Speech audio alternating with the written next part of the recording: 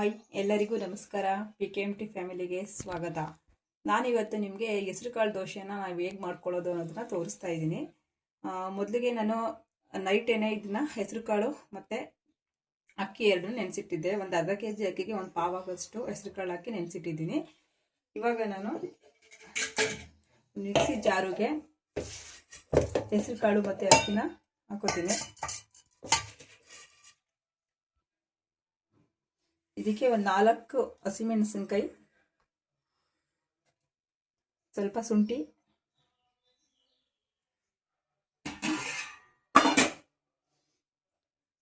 ಮತ್ತೆ ನೀರು ಹಾಕೊಂಡು ನಾವು ಇದನ್ನ ರುಬ್ಕೊಳ್ಳೋಣ. ಇವಾಗ ಇದು ರುಬ್ಬಿದಾಗಿದೆ. ಇದಕ್ಕೆ ಒಂದು ಕಪ್ ಆಗುವಷ್ಟು ಚಿರೋಟಿ ರವೆನ ಹಾಕೋತಾ ಇದ್ದೀನಿ.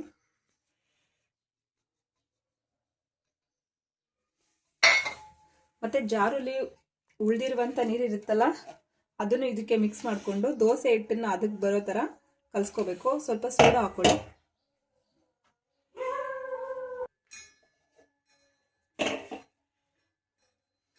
ಒಂದು ಚಿಟಿಕೆ ಆಗುವಷ್ಟು ಸೋಡಾ ಹಾಕೊಂಡು ಇದನ್ನ ನಾವು ದೋಸೆ ಹಿಟ್ಟನ್ನು ಅದಕ್ಕೆ ಕಲಿಸ್ಕೊಳ್ಳೋಣ. ಹಾಗೇನೆ ರುಚಿಗೆ ತಕ್ಕಷ್ಟು ಉಪ್ಪು ಹಾಕೊಳ್ಳೋಣ. ಹಾಕೊಂಡು ಇದನ್ನ ದೋಸೆ ಹಿಟ್ಟನ್ನು ಅದಕ್ಕೆ ಕಲಿಸ್ಕೊಳ್ಳೋಣ.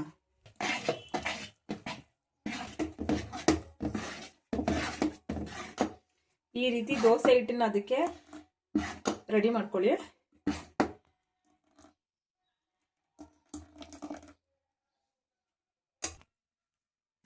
ನಾನು ದೋಸೆಗೆ ಆಲೂಗಡ್ಡೆ ಕುರ್ಮಾ ಗೊಜ್ಜು ಮಾಡೋಣ ಅಂತ ಹೇಳ್ಬಿಟ್ಟು ಇವಾಗ ಆಲೂಗಡ್ಡೆನ ಬೇಯಕ್ಕೆ ಇಡ್ತಾ ಇದ್ದೀನಿ.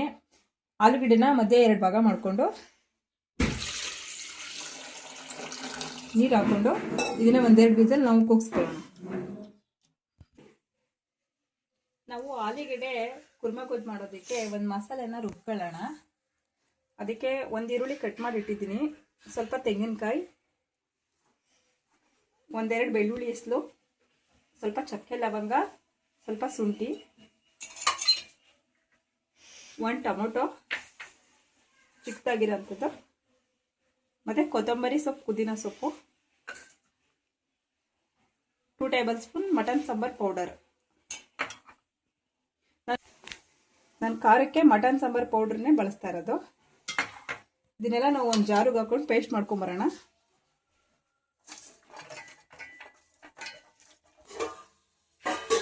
ಫ್ರೆಂಡ್ಸ್, ಇವಾಗ ರುಬ್ಬಿದ್ದಾಗಿದೆ. ಇದನ್ನ ತುಂಬ ನುಣ್ಣಗೆ ರುಬ್ಬಕ್ಕೆ ಹೋಗ್ಬೇಡಿ, ಆದಷ್ಟು ಸ್ವಲ್ಪ ತರಿಯಾಗಿ ಇರಲಿ ಇದು.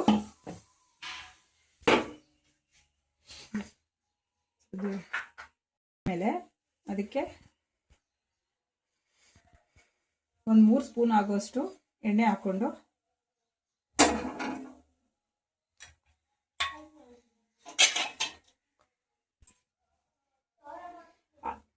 ಅದಕ್ಕೆ 1 ಈರುಳ್ಳಿ ಹಾಕೋತಾ ಇದ್ದೀನಿ.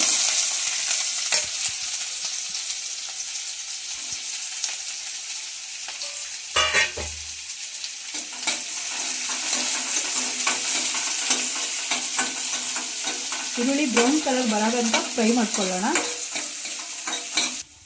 ಇವಾಗ ಬ್ರೌನ್ ಕಲರ್ ಬಂದಿದೆ. ಇವಾಗ ನಾವು ರುಬ್ಬಿರುವಂಥ ಮಸಾಲೆ ಹಾಕೊಳ್ಳೋಣ.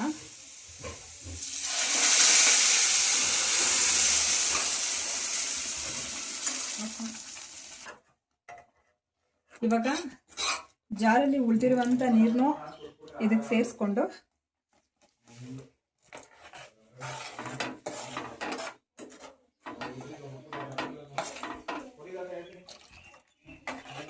ನಮಗೆ ಯಾವ ಲೆವೆಲಲ್ಲಿ ಬೇಕು ಅಂದರೆ, ಇವಾಗ ತುಂಬ ಗಟ್ಟಿ ಬೇಕು, ತುಂಬ ಗಟ್ಟಿಯಾಗೂ ಮಾಡೋಕ್ಕಾಗಲ್ಲ, ತುಂಬ ನೀರಾಗೂ ಮಾಡೋಕ್ಕಾಗಲ್ಲ, ಒಂದು ಮಧ್ಯಮ ಮಿಡಿಯಲ್ಲಿ ಇದನ್ನ ಗೊಜ್ಜನ್ನ ನಾವು ರೆಡಿ ಮಾಡ್ಕೋಬೇಕಾಗತ್ತೆ.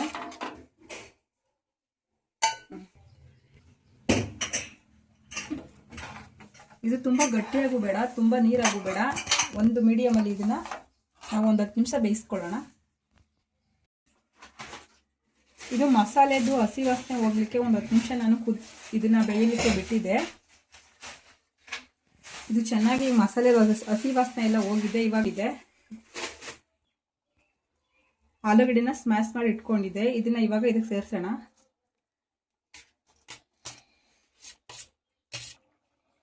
ಇವಾಗ ಇದಕ್ಕೆ ರುಚಿಗೆ ತಕ್ಕಷ್ಟು ಉಪ್ಪು ಹಾಕೊಂಡು, ಉಪ್ಪು ಅಳತೆ ಪ್ರಮಾಣದಲ್ಲಿ ನೋಡಿ ಹಾಕೊಳ್ಳಿ, ರುಚಿಗೆ ಎಷ್ಟು ಬೇಕು ಅಷ್ಟು. ಇದಕ್ಕೆ ಲಾಸ್ಟಲ್ಲಿ ಸ್ವಲ್ಪ ಕೊತ್ತಂಬರಿ ಪುದೀನ ಹಾಕಿ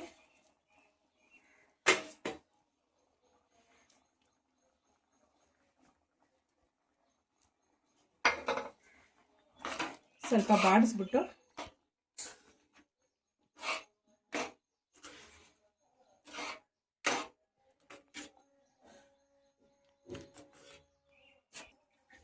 ಒಂದು 5 ನಿಮಿಷ ಸ್ಲಿಮ್ಮಲ್ಲೇ ಬಿಡಿ.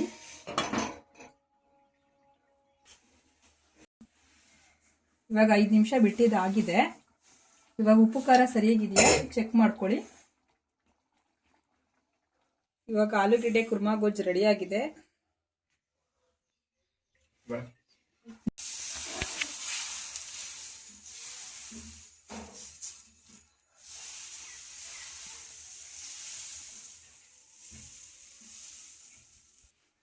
ನೋಡ್ತಿದ್ರಲ್ಲ ಫ್ರೆಂಡ್, ಇವಾಗ ಹೆಸರುಕಾಳು ದೋಸೆ ಆಲೂಗೆಡ್ಡೆ ಕುರ್ಮಾ ಗೊಜ್ಜು ಜೊತೆ ರೆಡಿಯಾಗಿದೆ. ಈ ವಿಡಿಯೋ ಯಾರಿಗೆಲ್ಲ ಇಷ್ಟ ಆಯಿತು ಅವರು ಲೈಕ್ ಮಾಡಿ, ಶೇರ್ ಮಾಡಿ, ಸಬ್ಸ್ಕ್ರೈಬ್ ಮಾಡ್ಕೊಳ್ಳಿ. Thank you all. ಧನ್ಯವಾದಗಳು.